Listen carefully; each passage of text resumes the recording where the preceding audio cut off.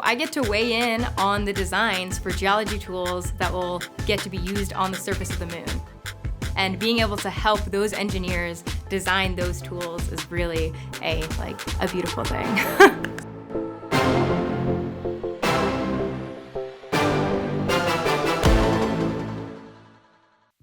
As a geologist, there's a lot of different ways I help support Artemis. One of those ways is to help with geology training.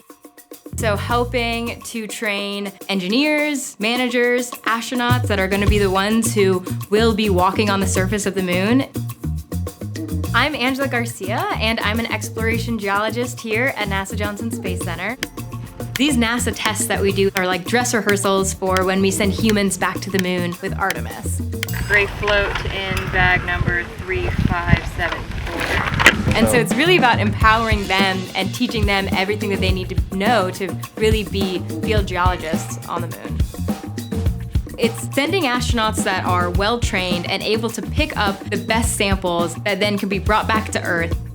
So we train in a lot of remote locations because we want to be as lunar-like as possible. Every location that we choose to test in is for a different reason. So the desert, because it doesn't have a lot of vegetation, and there's no vegetation on the moon, and so we want to have bare rocks and large geologic formations that we can test in. And so we want to remove some of the sense of scale that people feel. You really have to rely on more fundamental kind of navigational skills. Iceland is great because they have a lot of frozen, icy soils, and so that's a pretty analogous thing to what we would expect to see on the South Pole of the moon. When you do the end-to-end mission sim, there's a lot of lessons that are learned because you're forcing everyone to integrate together. For the astronauts, they're responsible for navigating to all of your stations. They're trying to describe the landscape and describe the hand samples and collect the right samples that meet your science objectives, all while being able to navigate to where they are and how they can safely go back to the lander. And so we're really all trying to learn together how we can communicate with each other and what's the best ways to enable our science objectives. When we went to the moon in Apollo, we went to equatorial regions on the moon. And so for Artemis, we'll be going to the South Pole. And so all of those samples are new and diverse to us.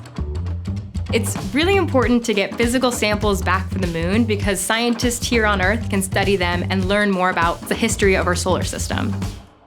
A lot of the rocks that were formed on the moon were formed from its initial formation. So the rocks that astronauts would pick up on the moon are really, really old. It can help us learn about Earth's history. So the Earth is a really dynamic planet in that it has plate tectonics and things subduct and things uplift.